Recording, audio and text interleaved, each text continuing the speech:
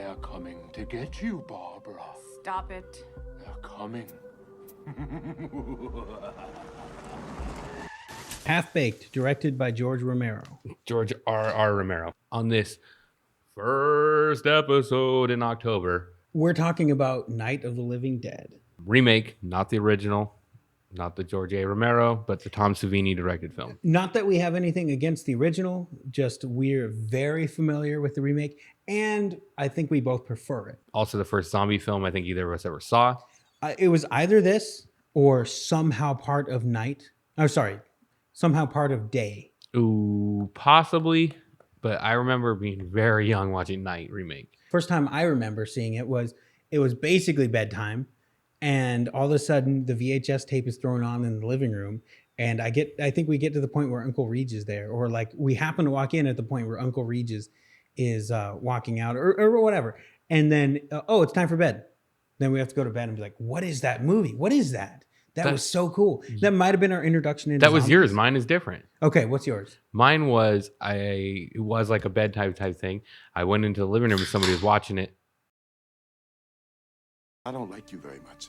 I'm sure you feel the same about me. So let's just try to stay out of each other's way, all right? Somebody was watching it on VHS. And I remember laying on the couch. And I remember laying on my stomach like a little kid watching a movie. And Johnny's car was just pulling up into the cemetery. Oh. And so, I mean, I just happened to walk in on it. And I was young. But the way we grew up, it was, hey, go ahead and just watch this movie. And fucking loved it from the second it was on. Yeah, because we grew up... fantastic mother, worst father on the planet, but at the same time it was what is it? What do they call it? Silver lining. Oh, you can also watch any movie you want. So we're watching From Dusk Till Dawn. I watched that at 8 years old. Yeah. With no warning on what it was. Hey, this movie in the VCR. Go ahead and watch it. Yeah. And I was like, okay. That is such a good setup. I don't know for 9 or 8, but yeah, that's the best way to watch that movie though. That's the best way to see a movie is no trailers. And which you didn't get when we were young. We didn't get that. We got a VHS tape and you throw it in. And half the ones we had were just... They were recorded off of HBO or something on like a 6-hour long VHS tape. Just a black spine, blank front, or sometimes written the name. A lot of times they were written what was on there. So what is it? You don't know. You just watch the film the way it's supposed to be. Very spooky for here. I had an experience with some of those VHSs because they were lined up in this giant old like shelving unit. Yeah. And then we had a booklet. You could go, they were all numbered 1, 2, 3, eventually after a while. So I remember looking through it and then like, oh, it was on the same tape that I believe had Blood In, Blood Out, but I could be wrong. But it's cool. You could look at the tape number and then you could search by tape number 135 or whatever it is. And here's everything that's on it. And then you could search by movie and it would tell you what tape it's on. It was great. So much work, handwritten. Like he put a lot of work into that. It's like, it couldn't get a job, but he could do that. Yes. Couldn't support the family, but he could do that. Could smoke weed all day and do that. Man, it's worth it. Unfortunately, there were some benefits. I remember there was one tape, and I believe it had Blood In, Blood Out on it. I wish I could find this because it had the best copy that had the true subtitles. For people who've never seen it, I know what it says because I've seen it so many times, and I got a little bit of Spanish. Anybody else? There's an episode they're fucked. By itself, Blood In, Blood Out. Yes, a couple maybe. Finish the story, Tom. This is bullshit. If we're gonna do something, let's do it. If we're gonna stand around and bullshit, let's do it in the cellar where it's safe. I find the tape, and I don't remember all the things on it, but I remember one of them said "auto pussy," and I was like, "And you saw it?" I was like, "Well, is it written on the outside of the cassette on that little label?" And I was like, "Well, I'm about to watch me some auto pussy, right? Rub one out." I'm just thinking Kill Bill. Like Pussy Wagon? Yeah, just auto. No, so I put it in. I'm like, okay, it's after Blood In, Blood Out. Okay, you put it in. I put it in the VHS. I'm like, it's after that. It's after this. Keep fast forwarding. Okay, this is where auto pussy should be. Oh. Autopsy? An old HBO show where they go detailed into dissecting bodies and doing an autopsy. Traumatized the fuck out of me watching them like peel a guy's face off and shit. I don't think I've ever heard this story from you. Wow. Yeah. That's fantastic. And how old are you? 13, maybe 12. Okay. That explains a lot. Yeah. Because autopsy's not spelled auto pussy, but I see auto PSY. Oh, okay. So it's a mixture of bad parenting and stupid kid. Yeah, and stupid kid because of bad parenting. And stupid not on our mother's behalf. And stupid kid thinking it's an abbreviation for pussy. Auto pussy. Sounds like a porno. But no, that was fucking... And the way they filmed it, they made it creepy, the whole thing.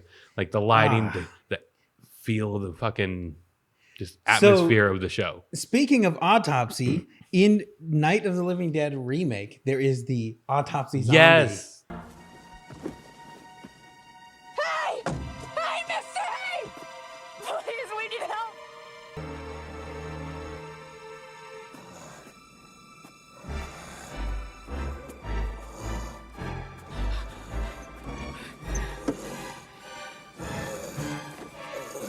This movie is aware of the original and is aware that you're aware of the original and is, I think, trying to subvert things. In the original, the hearse driver or mortician, whoever he is, comes walking up. He's the first zombie. He's coming to get you, Barbara.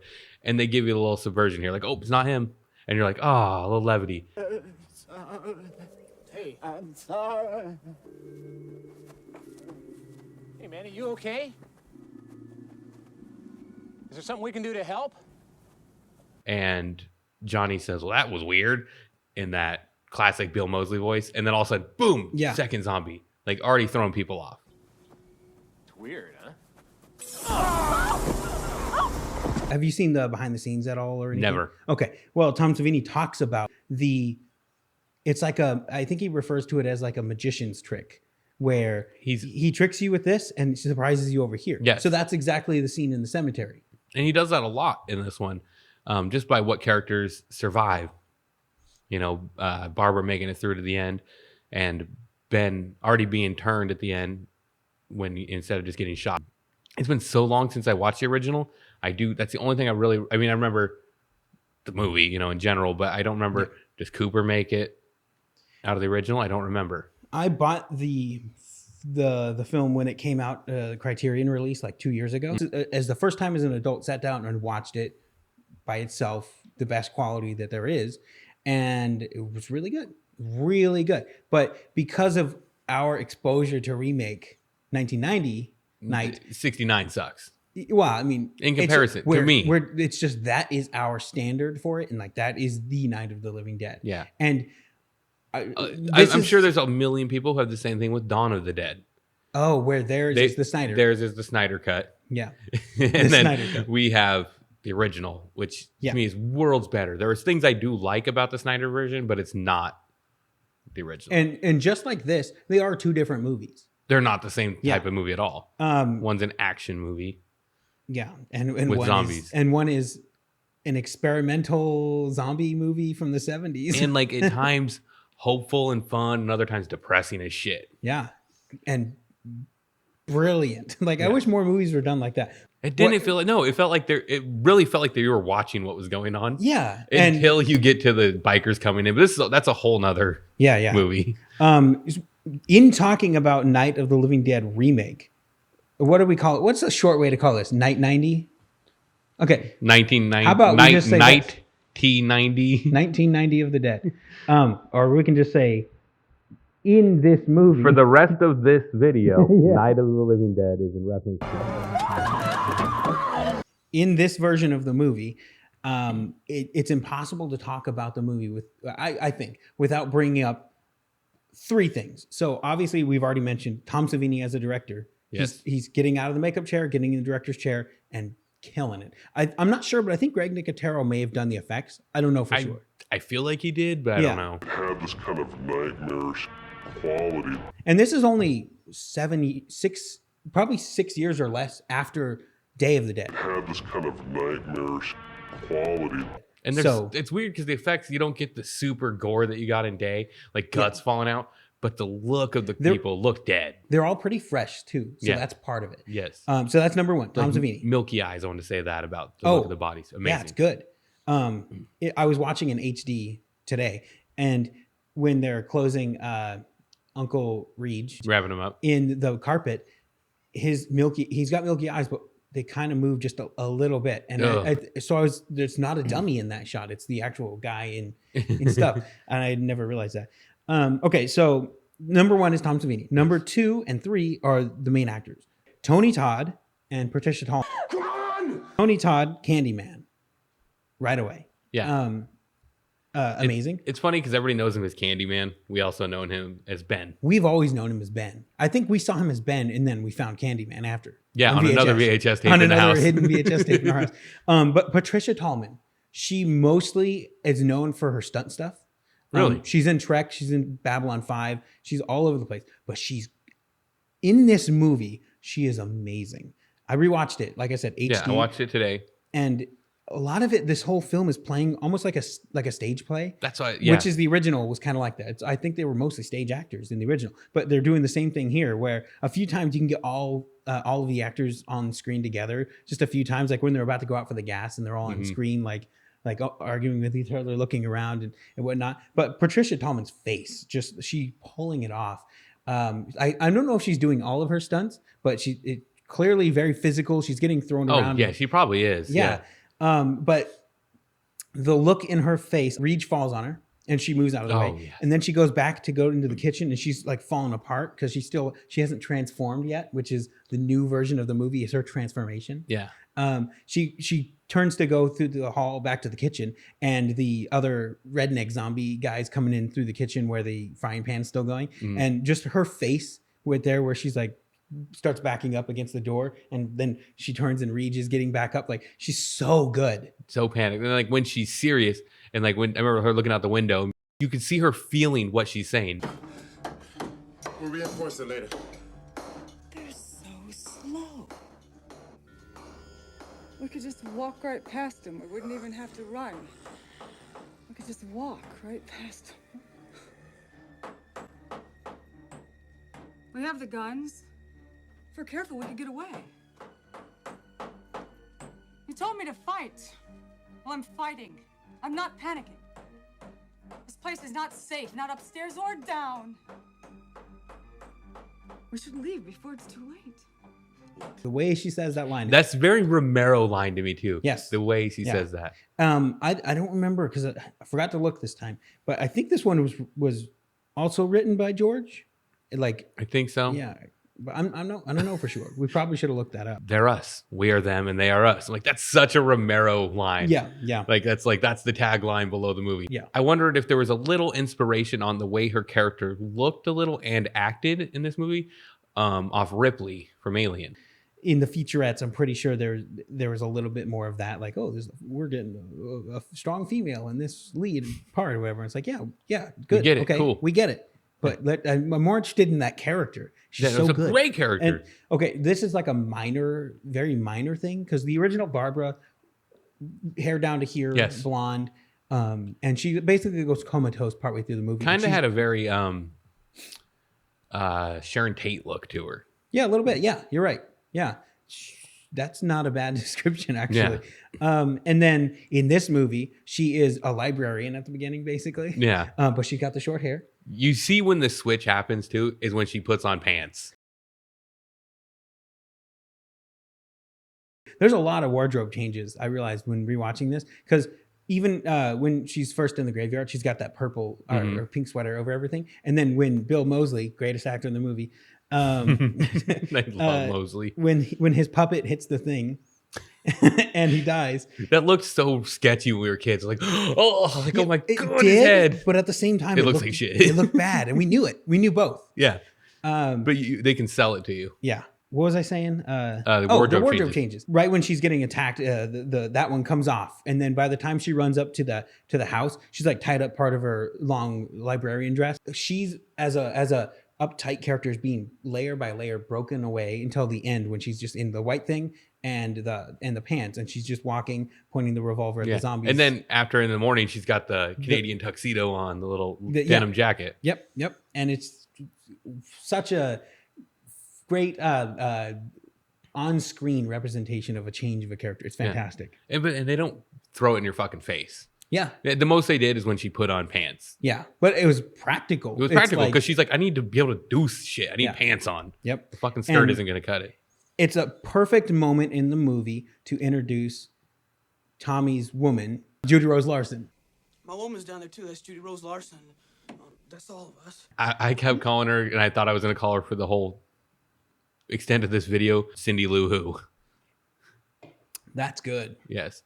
No, because she is the perfect over-the-top, screaming, hysterical woman through parts of the movie, but she gets serious at other times. Yeah. This is Tommy's house. Yeah. And this is Uncle Tell Regis' him I can house. drive trucks. Yeah, I can do it, Tommy. No, but then I love that she's like, she can drive trucks. She's been driving since she's little. You know, and then when she drives, she's got this like maniacal face, like, yeah. Well, like, she's actually getting like, she's participating. She's able to help. Okay. And she looked happy and scared at the same time. Scared. She's excited that she's helping and they're going to get out of this. I used to think that she was bad, but when you're watching it. There's only one part this time through. That's what I want to bring. It was everybody was a phenomenal actor in this movie. She was the least of them, but not bad. Really? Okay. And it was only when I have a perfect counter argument to that, but keep going. When she's asking questions like, you know, like her acting to just that, because I was noticing Tommy's acting was great, and she grabs him and stops and asks him something for a second, and I don't remember her exact line. Is she crazy or what? Yeah, something like the that. acting was the line delivery was really bad there, and it actually seemed to have brought Tommy's acting down. I think she's better than Tommy a little. Oh, fuck you. Yeah. Fuck you. Get the way he says, get some of this done, just like the way he says that. No. When he's sitting there and he's first home here didn't see nothing. He's first telling the story. Yes. And Cooper's up there like, I've heard this before. You know, his delivery is so fucking solid, and the way it's directed, he talks like a fucking person, not somebody delivering a line. And like looking up to Cooper. And my cousin Satchel. Well, Uncle Reggie's dead. I seen him. I swear to God, I touched him. He was stone cold dead. He died today. And that's the truth. It's probably easier in a scene to be acting multiple things. He's trying to be full truth guy to the people that they almost got killed because they didn't help them. So he's being full truth. Cooper's trying to hold stuff back, and he's like, "No, that's not true. We knew whatever. We were just scared to help." We heard the girl yelling. And there's a moment in the direction of that scene where Barbara and Ben are technically standing over them, and he's sitting down by the piano. Cooper's above, behind him. So all the shots of Tommy, the close-ups, are slightly down angle on him, and everything looking is slightly up on Ben. And the energy of Tommy is like, I'm trying to make up for the fact that we were hiding and not helping. And then Ben and Barbara, they have the same flow there where every time he sits down, she kind of rests with him. You can kind of see it. And then every time he gets up and gets animated about what Cooper's doing or whatever, she also kind of gets up too. And then by the end, she moves in like away to the window and then transitions to the bit about how slow it is. Like it's very much a play, and they're all going together. I wouldn't be surprised if they like rehearsed it a bunch of times to get the rhythms down. Within like their first few minutes of talking, he's like, "I've only known you a couple minutes, but I can already tell I don't like you." Like just being straight across about it, like very hostile, both of them so quickly. And I did like that. So I don't know if it was intentional or not, but the fighting between Cooper and Ben there, only this time through because I'm an adult now seeing the movie. Not a So child. I've been exposed to this political view over here and this political view over here. Yes, it's very much trying to treat other like individuals like you have to be one of us, and that's Ben and Cooper during the whole movie. And then Barbara's just like, no, let's get out of this problem. Wow. And we have the whole issue, all these issues. We could just walk right by them or whatever. And when they're first like, you know, Tommy, what's it gonna be? And then he starts, as soon as he starts heading towards the basement, Ben does like a like I'm very Sopranos. Yeah, shut your mind off. That person's lost to me. Canceled. Yep. Oh, you're a fucking idiot. And then it's like Judy Rose, and then it's like, oh, you fucking asshole. Like they're both like hard line. I don't want the door closed or whatever. Yeah. And then this is Tommy's house. like what are you guys talking about? You're boss down there. I'm boss up here. Yeah. All this made up bullcrap that doesn't apply to any individual. Like it's, I don't know. I just picked up on that this time through. Something I more noticed than ever, and it's more feeling that Barbara character, is they're all morons. Like, let's stay here bored at the house. He's like, well, yeah, let's walk right by them. Yes. The car can get 5 miles on fumes. Okay. You know, okay, it could be a lot worse than that. Could be more than 5 miles to get where you're going. You're on a fucking farm. There's bolt cutters to cut that goddamn lock off. It's gonna be a lot easier than looking for the keys. Or, oh, we've got to board the house up so we can find the keys. It's gonna be a lot faster to find the keys and make a lot less fucking noise. Yeah. Like, but it's also people panicking for the first. Yeah, and they're fucking dead or alive. We have all that hindsight, and the fact that zombies exist to us. Because watching the movie, the first thing you would think of if you want to stay in the house, board up the entrances to the porch and just keep the person with the fire poker walking around the porch. Yeah. That's it. That's all you have to do. Well, but you know, they don't have the viewpoint. And I was talking about this with Bruce today. Like if we were in that situation, it's like, all right, get the tape measure, get out the miter saw. We got to measure these windows, get them boarded up right. Yeah. And then like, all right. And from the outside. Brian, what the fuck are you doing with nails? Get the fucking screws in the impact and we're going to do it from the outside so they can't push them in. Yeah, exactly. Okay. So that movie takes place timelessly. And I think they meant to do that. The TV upstairs is black and white. And it's made to look like, is that from the 50s? Cooper almost looks like he could be at the end of The Shining in the photograph. Oh, something else that popped out to me between the Ben and Cooper interactions this time is I was recently watched Blood and Blood Out and he plays the white supremacist gang leader. And so he hates the black guy right away. And I'm like, God, I can't unsee that now. He is miles different in both those parts. No, and they were filmed really close together. Yeah, they're filmed like at the same time. Yeah. But he looks a lot stockier and more jacked in Blood and Blood Out. That's what I'm saying. Yeah, like good job. That guy, he's phenomenal in everything role I've seen him in. Earlier you said we wanted to find the worst actor in the movie. It's the news guy. Because everything he's doing is like really on the nose. And like, the bodies of the recently deceased are returning. He was too obvious about what he was doing. Like if they, because they're shooting on film, probably harder to get more takes. If it was like if Fincher had done this, he would have got to the 20th take and got the guy really natural, but still trying to do the newscaster thing. You do 20 takes without filming him. He thinks you're filming him. Yeah. Well, I don't know. Cameras are kind of loud back then. Yeah. I think maybe you could have re-exposed film. I don't know how it works, but maybe you use film you've already ran through it and run it again. Oh yeah, it's just shit film. That's like we know we're not using that. Yeah, yeah. It's the original night footage they're running through the camera. No. Kubrick apparently did that at the end of Dr. Strangelove, where he got one of the actors to overact because he was telling him it was not a real take or something. Because he wanted him to be super over the top, and I don't think the guy wanted to. Apparently, that's what I've heard. But do something like that with the newscaster, or like the newscaster looked like the guy who didn't get the part to play Cooper. Like and it was like Savini's wife's cousin's little brother, or like Savini's plumber or something. He's like, I owe you one. He's like, well, I heard you're making another movie. He's like, yeah, you did fix my toilet, I guess. We find out he's a great actor, been in like all kinds of things, and he's phenomenal. Or he's like the writer, like him and George wrote it together. Okay, so this movie's really sweaty. Yeah, Cooper's very sweaty. Cooper, no, but Ben, when he shows up, sweaty guy. I did love his introduction as opposed to the original, which I'm not trying to shit on the original, but like when Ben had no money in the original, all of a sudden he just right up in her face and like, oh shit. Yeah. Sometimes I feel like they're in here with me, yeah. But in this one, like him coming down down the driveway and then just hitting that first zombie too, and then it's laying there for a while, a little bit in the movie, just broken legs, just flopping around. I love that. That was one of the more iconic moments when we were kids. Just like, yeah. Oh, and then I noticed a reference that has to be a reference. Yeah. He gets down on his knees and he stabs that one in the head later on. God damn you! Is it Planet of the Apes? I think it's Planet of the Apes. He's on his knees in an apocalypse yelling, God damn you. That's pretty good. I wanted to say about the scene where he hits the walking zombie. Rewatching it again. He's just walking in place, so he doesn't move out of the field of focus. Oh, like you can tell. And then because they have to shift to the truck coming up behind him, and so when I rewatched it, he's just like moving in place. It's really good. Savini knows how to pull those kind of things out though. Because think about Dawn, where all the effects are like, okay, you're just gonna stand here and jump off the trampoline into the truck, you know. And it worked until today. I never noticed until today. And so today's the day you're sitting here trying to watch it and break it down so you can talk about it. I was literally looking at film grain, rewatching it this time because I had it in super HD. Oh, see, I had my phone inside of a Ziploc bag at work taped to my fucking workstation and like more listening because I've seen it so many times. I've got the general visuals in my head. Yeah. Like the one zombie who looked like Bill S. Preston Esquire. You notice him? I don't remember. He comes over the door at first and he just like the Beavis. Yeah, and he's got like the curly hair. It just reminded me of Bill. Mr. Magruder? Yeah, it's Mr. Magruder. So, yeah. Fuck, why don't I just say Mr. Magruder? Yeah. That's where her acting steps up. Mr. Magruder. She's really good there. I really do like the moment where she says, like her highlight moment. This is Tommy's house. Rewatching that, because in my memory it was really cheesy, but rewatching it, yeah. And I couldn't look at my phone during this part because I was in the middle of doing something.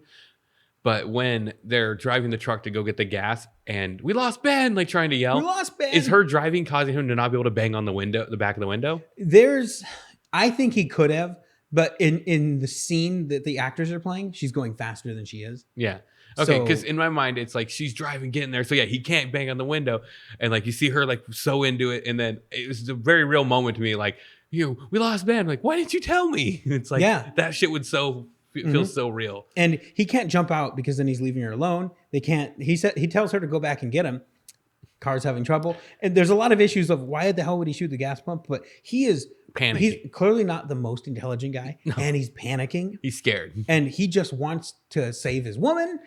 My woman's down there too. That's Judy Rose Larson. When they're trying to get into the truck and there's 15 zombies around them and they're panicking, like, can't shut the door, go back and help. Yes. Judy Rose Larson gets it started, right? And starts driving. Like, why don't you back into some of those fucking zombies, squish them real quick, and then go. There's no way for us to even imagine how someone would feel in one of these situations because they don't know what a zombie is. We've been watching zombie films for almost 30 years. Yeah. And we know what we would do every step of the way. We think we know. You know what I'm not into? Aliens. Aliens fucking landed right now. I'm those assholes. Yeah. I'm like, panicking. We're going to get our finger bit off and it's going to get spit in a fish tank or something. Like, that's it. What movie is that? I'm pretty sure it's Mars Attacks. Okay. That's what I was thinking. But I haven't seen that since like it came out. Couple things. The brake lights. They back up. And there's a zombie there. It doesn't quite hit the zombie fully, but it hits mostly behind him. Beautiful shot. That shot, they did film blowing up the zombie's head, but I think an MPAA issue made it to where they couldn't show it, but it works better. Because you back up and it's right there, and Tommy's kind of scared looking. Boom! You get the shot of him doing that, and then it's just like moving on. I wondered why they gave that moment because I was like, he doesn't need to shoot that zombie there. They're driving away. It was Tom Savini's director, and he wants to highlight this moment. Another head explosion, but it works really good without it. And the look on his face afterwards is some redneck kid who just had to blow up someone's head. His when they start driving away, right? Possibly a guy he knows from down the street. Could be. We forget that like he might be recognizing more people than none of them except for those two know these people. It's only been a couple hours since it started. Yeah, these are all people in the neighborhood. There's a shot that looks like it was probably a oneer, but they had to cut it up just to make the scene flow better. Is when there was a zombie basically almost inside the door when they were trying to run out to the car, and he grabs it and flings it off the porch. Oh yeah, and like its legs cartwheel. It's such a good shot. Barbara steps out in like a really awesome pose. Bam! Yeah, and just boom, boom, boom. And then he's moving and hitting him away. And then the house catches on fire for a second and he has to put it out and he throws another one off. Oh, yeah, he's like patting the side of the wall. Yeah, it's just like so much really cool stuff. You're talking about the head explosion. I'm glad it wasn't in there because I noticed this movie, not a lot of gore. Very little. Yeah. And I like that. Every zombie movie nowadays is like, how much blood can we splatter across the screen, or any horror movie? It's all about the gore and the freak show side of it. And this was just like, okay, you see the blood dripping from Satchel's hand and then it falls down. Yes. Little blood there. Bill Moseley's death, no blood. Yeah. Very like he gets stabbed in the hand, but no blood. Yeah, no blood. Like the whole time there's very little blood. Zombies get shot and they kind of just go down. You know, Cooper's got a little blood spot on his head when he gets shot. Very little happens. Yeah. Yeah. I appreciate you don't even that. see really any bites in the movie. When Helen gets bit by the daughter, you just get the reference to the first movie. Blood splatters on it a little bit. Yeah, but are there any bites in the movie? I don't think Holy shit, there's none. Okay, they're eating genius. Tommy and Judy Rose Larson's corpse, but which that moment is in the original, but it's such a good. You can feel the weight of this is a change of plans. Like when that thing blows up, you can see it in Ben's face. You see it on Barbara's face when she turns around. She's like, "We're leaving now. I'm walking." And then Cooper again. He's like, "Well, I guess I am taking that gun and going into the basement." Really good stakes. I wasn't taking the gun in the basement. You can't get any bullets in the basement, dickhead. Yeah. You could do exactly what you're saying, but take the guns first, go through due process second. If Cooper would get out of his own head and search the basement for the keys, yes, he would have found them. If what's his name, Ben, had gotten out of his own head and thought to maybe look in the basement or go into the basement, because he refused the basement so much. By the end, he realized, I was stuck in my ways. Like, here it is. I could have, if, we would have all been friends. And Cooper survives that. He's like, wow, if I would have stayed upstairs, I would have lived. Yeah. It's beautiful. I noticed when Cooper's just throwing a fit, and he's like, they're up there trying to board up the windows, looking for a gas pump. And he's like, oh, and you didn't help, right? And he's a lazy fuck. He's just going to sit down here with my beer in my hand and hide. And then take the TV. He feels to me like a low-level mobster, so low that he doesn't really have a rank. Yeah. Like he's just one of the other guys. Like he would be in Sopranos and he'd just walk up and be like, Vito Spatafor's an ass muncher. But okay, so what's his name? The actor? Thomas Knowles, I believe. Let's hope Thomas Knowles is right, because his eyes in this movie, just everything. It's he's to the eyes. Psychotic. Like, you're gonna bunch of yo-yos. When he says you're gonna die up here, that's why they cast him. And then when he's watching TV, there's a moment that is perfect for any meme ever, and I do it all the time unintentionally as a joke. With something you're watching something, and they say, "Oh, the bodies of the recently deceased are coming back to life," and and it's shot from below. So we find this in a lot of movies. The moments that are supposed to be serious and are serious and play serious are also the funniest moments ever. That's why I think The Shining is like one of the funniest movies ever. Like, you mean like when he's going crazy with the bat walking up the fucking stairs and you're just chuckling? Yeah, and delivery and like there's a tension behind the scene in The Shining, and the music's going, it says Tuesday or whatever. And it's just the funniest thing ever. It's like me watching Joker. Like all these serious moments that are supposed to be like, oh my God, that's so sad and horrifying. I'm like, bah! But you know, there is some intent for humor there. There is. It's like a lot of The Sopranos. It's seriously funny. So I don't know how much Cooper's faces are meant to be funny. It's kind of like Joe Pilato in Day of the Dead. Sometimes he's the funniest guy on the planet, and sometimes you can take him serious. Like when he's taking their guns, you're like, wow, what a scumbag. Full cop. There was a good cop in this movie. Yeah, I really liked that the cop stuff. And like once they did that, they got their guns back, and they could have done more to help. He actually put up a fight against Cooper. No, I was gonna think that Cooper was very, like when I was rewatching it, he's kind of very coppy. And then I realized Ben is kind of coppy. They kind of have that, we're in charge. We don't care what you have to say. I'm just doing my best to get home. That kind of mentality. Oh yeah, like no care. Number one job out here is to make sure I get home alive. They want you to get a different fucking job. I do feel like Cooper is a guy who works construction or at a mechanic shop, and the reason he's wearing a suit is they went to like a play. They went to do something fancy, and on the way home, shit went bad. Maybe they went to go see Excalibur.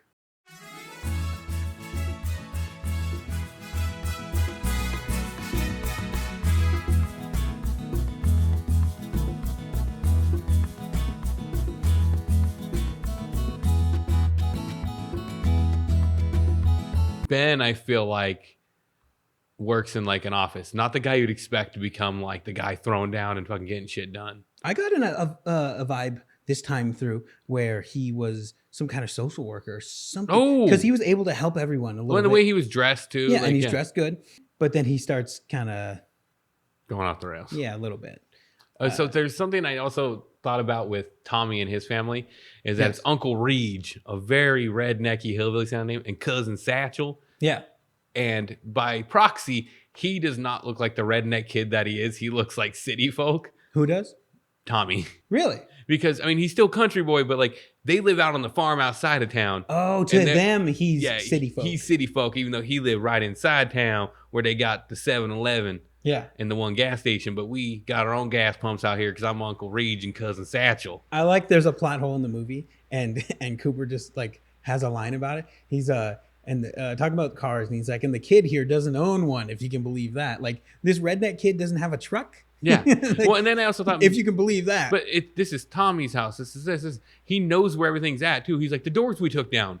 Yeah, they're in the basement. But because when you hear the line when you're not watching the movie like I was today, you think, oh, the doors we took down just now. No, the doors we took down. He feels like such a real character. He was here with his uncle and his cousin working on the house, remodeling. Maybe he's a farmhand. Maybe he got out of high school and just he doesn't have a car. He's kind of just a kid. He's working on his uncle's farm. On the topic of... I mean, my voice went little country on that the whole time. Little country. This movie does rednecks pretty good, but also... They're not over the top. But also really good, but a little over the top. Like, what in the name of Jupiter's balls are you doing out here? No, see, that was that's so good. Greatest lines ever. I did that to Bruce like 3 times today. I know, but it's ridiculous. and it is real, but it's not. But this movie has a lot of denim, a lot of plaid, a lot of suspenders, like it's especially 90s. No. Like all the zombies. You're like, whoa! Like this is everybody in who lives in the woods. At the end, when all the people are coming to the house, it's just a good old survivors, boy party. Yeah, they're all having a good old hootenanny. But I did notice that they're like having a hootenanny, hoedown, throwdown, Texas ballroom dance. Yeah, and they're kind of talk weird like country until the moment when they shoot Ben, and I don't remember the exact line he says to him, but it didn't sound like a country guy talking. Oh, where he says like, "Watch yourself, there could be others down there." Like the way he said it suddenly wasn't a redneck character. I like those two guys though. Say what? They're cool. They're in like 3 different scenes. I could see a movie or a TV series starting after this. This is your pilot movie, and then it's about Barbara in this redneck community with these people. And it doesn't even have to have a whole lot of zombies, but then you got those two guys hanging out all the time. There's another one for the fire. This movie is the death of Barbara, who she was.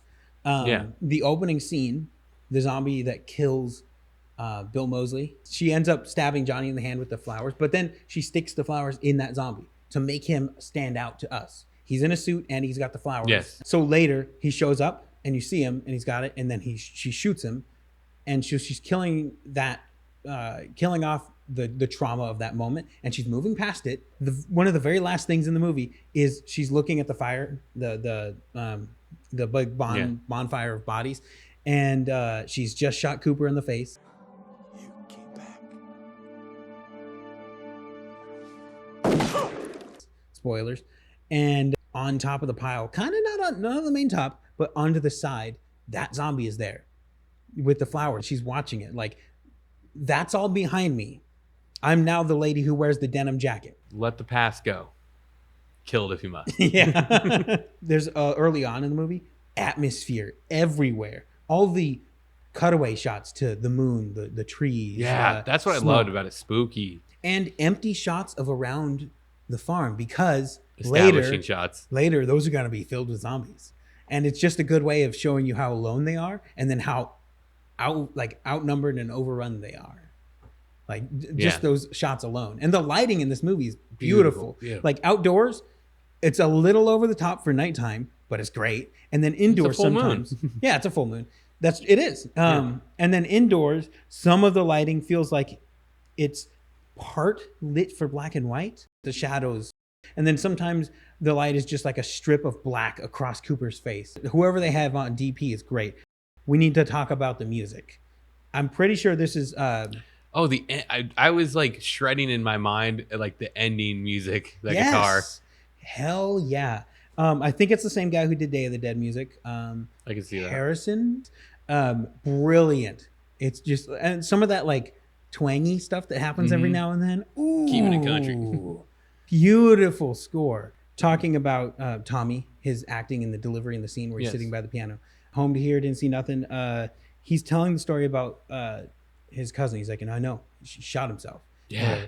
And he says, Uncle was coming at him like, I don't know, just the way he does that. Because he doesn't have a reference, like we were saying.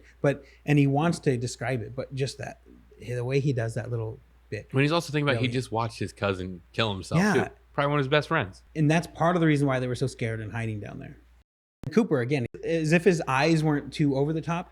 I was watching this with Griddles, and I wrote down what he said, because there was a moment, even I am downstairs when he's freaking out with Helen, but he said, he looks like a chimpanzee.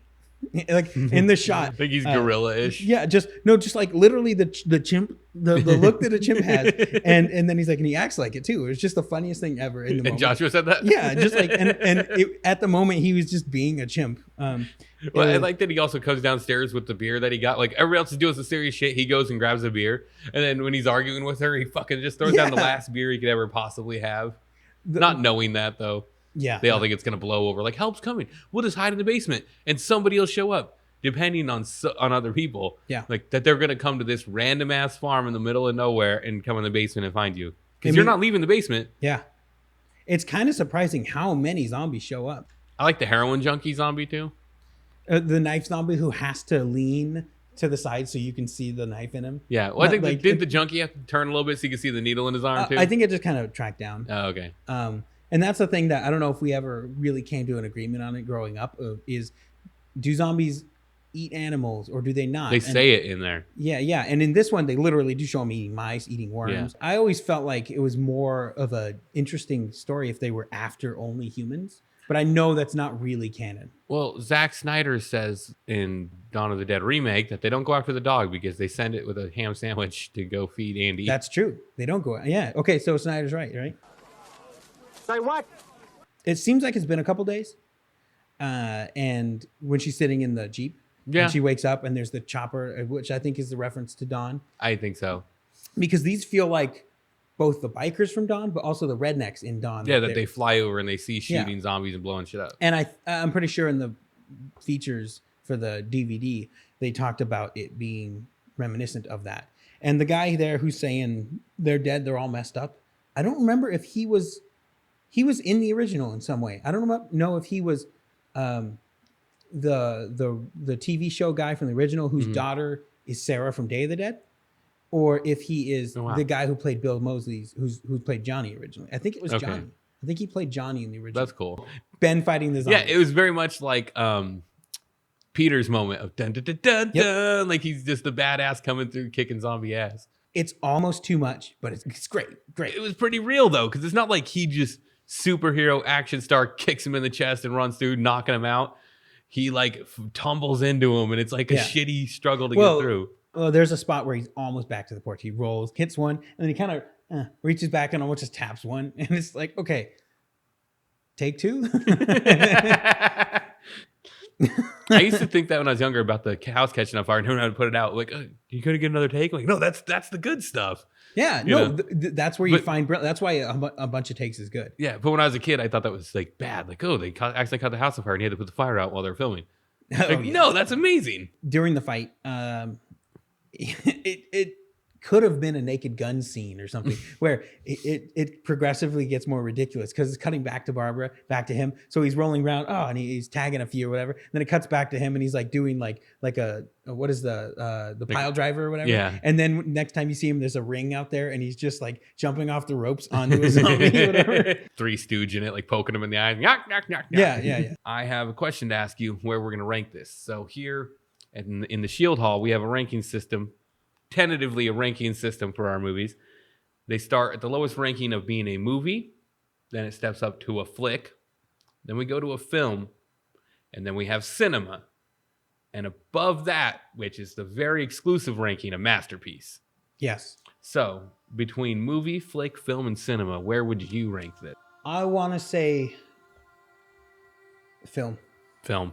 I agree. You agree? Okay. Yeah. You get really pulled in. And you almost stop, like you're not even realizing, okay, we're almost halfway through the movie. Yeah, it goes quick. It goes by. It moves quick. Along. Because this doesn't have a moment that just floors me. I don't get goosebumps, which you don't have to get, but I almost got goosebumps this time. Like I said before, Patricia Tallman's face a couple of times. I almost. Maybe I'll sit down tonight and really watch it. But it still should be on a giant screen, giant sound, dark theater. Cell phones off, quiet. Oh!